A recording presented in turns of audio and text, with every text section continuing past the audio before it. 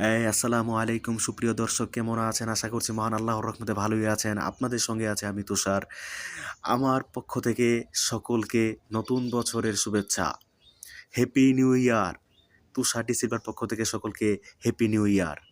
সুপ্রিয় দর্শক, 2024 2025 আমাদের ভালো যায়নি। 2024 আমাদেরকে কষ্ট দিয়েছে। 2025 আমাদেরকে কষ্ট দিয়েছে। আমরা অনেক কষ্টে ছিলাম। আমরা এই বাংলাদেশ তো চাইনি। 2024-25 সারা জীবন আমাদের মনে থাকবে। 2024-এর গণঅভ্যুত্থান আমাদের সারা জীবন মনে থাকবে। 2025-এ আমরা হাদী ভাইকে হারিয়েছি।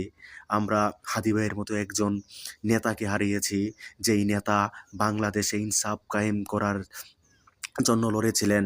তিনি ইনসাফের কথা বলেছিলেন। এই ধরনের নেতা আমরা আসলে আগামী ১০০ বছরে, আগামী ২০০ বছরে পাবো কিনা সেটাও আমার সন্দেহ হচ্ছে।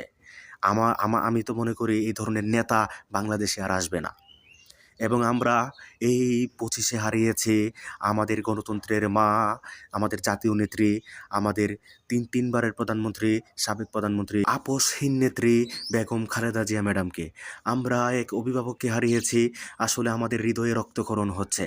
আমাদের প্রধান উপদেষ্টা ডক্টর মোহাম্মদ ইউনূস বাংলাদেশে 3 দিনের রাষ্ট্রীয় শোক হিসাবে তিনি ঘোষণা করেছেন। আমরা 3 দিন শোক পালন করব ইনশাআল্লাহ। এবং আমাদের বিএনপির থেকে আসলে 7 দিনের তারা শোক পালন করবে, সেটাও আমরা সহমত প্রকাশ করছি। আগামী 7 দিন আমরা শোক প্রকাশ করবই ইনশাআল্লাহ।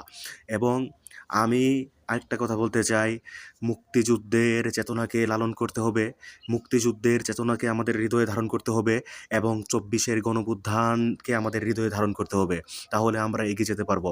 এবং প্রত্যেকে বাংলাদেশ শুরু থেকে এখন পর্যন্ত যেই নেতাগুলো আসছে, যে জাতীয় নেতাগুলো আসছে, তাদের অবদানকে আমাদের স্বীকার করতে হবে।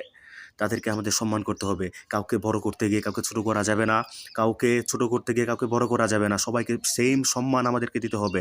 সম্মান দিয়ে আমাদেরকে চলতে হবে। এবং আমি আরেকটা কথা বলতে চাই, অনেকে বঙ্গবন্ধুকে আসলে অনেকে তুচ্ছ-তাচ্ছিল্য করার কোনো প্রয়োজন নেই। বঙ্গবন্ধু বঙ্গবন্ধু ছিল বলেই আসলে ৭ই মার্চের ভাষণের কারণেই বাংলাদেশ হয়েছে। এটা আপনাদেরকে মানতে হবে। ৭১-এর শেখ মুজিবকে আপনাকে আসলে মানতে হবে। ৭১-এর শেখ মুজিবকে, আন্দোলনরত শেখ মুজিবকে, নেতা শেখ মুজিবকে আপনি আসলে ভালোবাসতে হবে। আমি কোনো ৭২-এর কথা বলছি না, আমি কোনো ৭৩-এর কথা বলছি না, আমি কোনো ৭৪-এর কথা বলছি না, আমি কোনো ৭৫-এর কথা বলছি না। আমি বলছি ৭১-এর মুজিবকে আপনাকে ধারণ করতেই হবে। ৭১-এর মুজিবকে আপনার আসলে সম্মান করতেই হবে। আপনি যদি ৭১-এর মুজিবকে সম্মান না করেন, তাহলে আপনি বাঙালি নন। আপনি বাঙালি হতে পারেন না। এবং বাংলাদেশের শহীদ প্রেসিডেন্ট জিয়াউর রহমানের অবদানকে আপনার স্বীকার করতে হবে।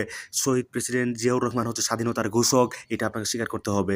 এবং যারা জাতীয় নেতাগুলো ছিল, মাওলানা ভাসানী থেকে শুরু করে আরও যারা মাঠ পর্যায়ের নেতাকর্মীরা ছিল, আমাদেরকে সম্মান করতে হবে, তাদেরকে ভালোবাসতে হবে। তাদেরকে ভালোবাসলে আমরা এগিয়ে যেতে পারবো।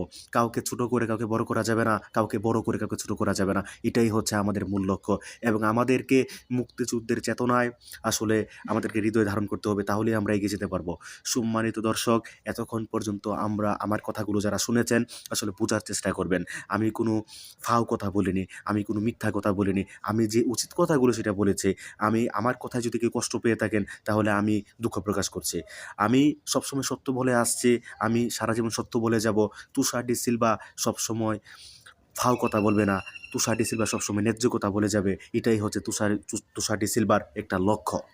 সুপ্রিয় দর্শক, এতক্ষণ পর্যন্ত যারা আছেন এবং দেখেছেন, সকলকে ভালোবাসা। আসসালামু আলাইকুম।